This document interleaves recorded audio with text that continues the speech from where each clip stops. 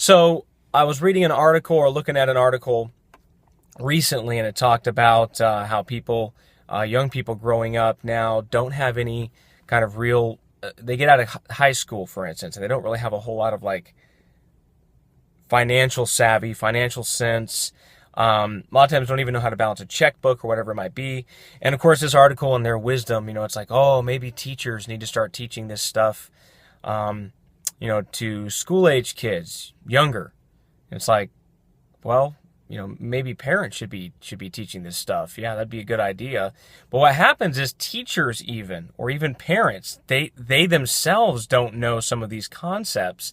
And so how can a teacher who's bogged down with debt, doesn't understand how it all works, how are they going to relay that to a child in middle school or high school and be able to help them? It's not just kids, it's everybody.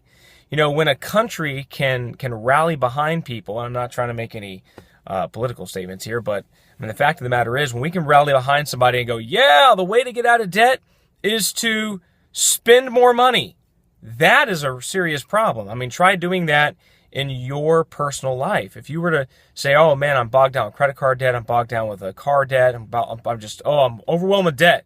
Would the answer be when the next credit card thing comes in the mail, yes, let's sign up for that because I need to spend to get myself out of this problem? That doesn't make any sense. But what happens is we tend to not know some of these financial concepts. Now, this is a Christian ministry, and so we're going to use Scripture to relay some of these principles. So if you go to Proverbs chapter 6, verses 1 through about 5 or 6, you'll find that there is a detailed couple of verses about getting out of debt. And basically what it says is if you find yourself in debt and you've got surety, as the King James says, to not give any sleep to your eyelids, don't sleep, don't waste, exhaust yourself, and get out of debt. Debt is something that many people think it's just a natural, normal thing. There's a lot of issues right now with student debt. And yes, I need sleep too, brother. There's a lot of things. Student debt is a major issue. Credit card debt is a major issue. People in their 20s and 30s, sometimes $10, $20, $30,000 and more in credit card debt. We need to develop a plan to not have debt, period. Now, there are maybe house debt.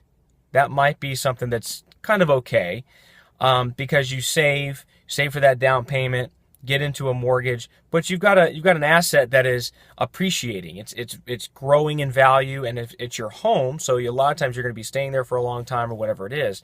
But in general, debt is not a good thing. The problem is with Americans, right? What happens? I'm American. I love, God bless America. But come on, we're so stinking materialistic that we can't save for 3 or 4 paychecks before we go out and pay for something. We have to have it now. I want that big screen now. So what do? We get it on a credit card. Statement comes in. We meant to pay it off, but we don't. And we end up paying for, an $800 TV. We pay $1,600 because over time and interest and all this stuff, we end up causing problems for ourselves. And that's not a wise thing to do. The wisest thing to do really is to save up and to pay for things with cash. Or if you've got the cash in the bank and you've got a debit card or whatever, swipe it and buy it. Debt is something that we should try not to have. Now, there are times that maybe in an absolute emergency situation, you may have to go into debt for something. But how many things are really emergencies? How many things really are a true emergency? Man, I just had an emergency. My tires on my car just wore out. You didn't know your tires weren't going to last a lifetime? What are we doing?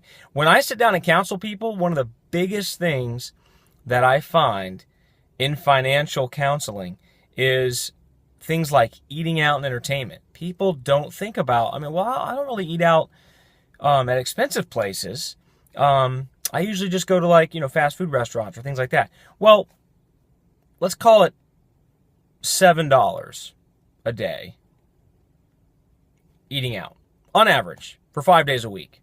Okay? $7, pretty cheap.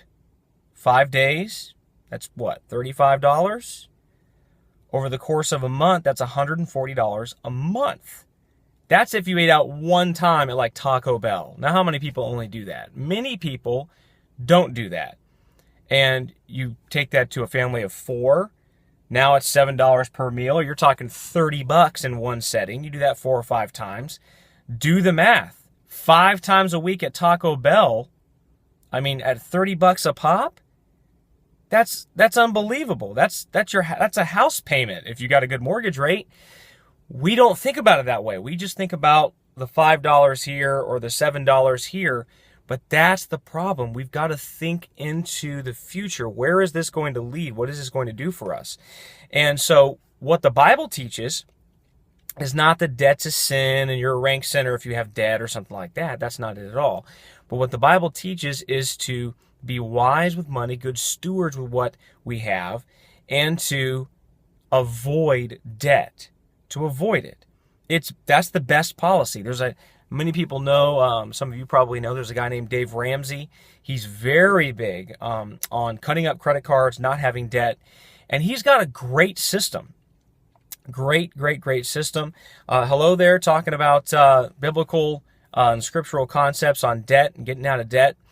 And so what I'm proposing is that we take a look at what Scripture says. It never puts debt in a good light.